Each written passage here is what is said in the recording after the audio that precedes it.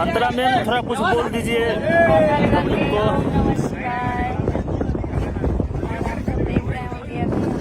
और हम लोग अभी जा रहे हैं शूटिंग पे और नाव पे हैं।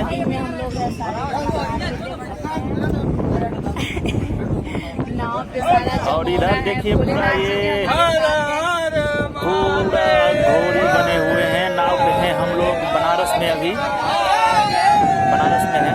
वो देखिए उधर बीम खींच रहे हैं और पूरा इधर सारा भाई बैठे हुए हैं। उधर भोलेनाथ जी हैं, वो देखिए भोलेनाथ जी को देखिए, भोलेनाथ जी डमरू लिए हुए हैं हाथ में और बजा भी रहे हैं। और ये हमारे रवि पंडित भैया।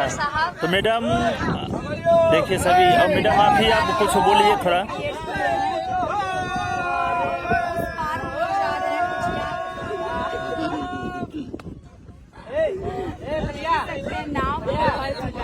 और आगे भोलेनाथ जी है, इसलिए कोई डर नहीं। भोलेनाथ जी हम लोग के साथ बात का डरना है। देख रहे हैं ये नाव का पड़ गए हम लोग कलाकार।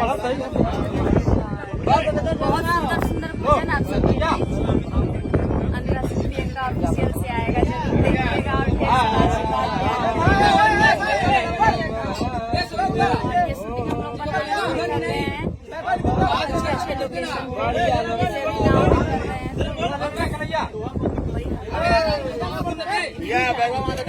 गाना आने वाला है बहुत जल्द,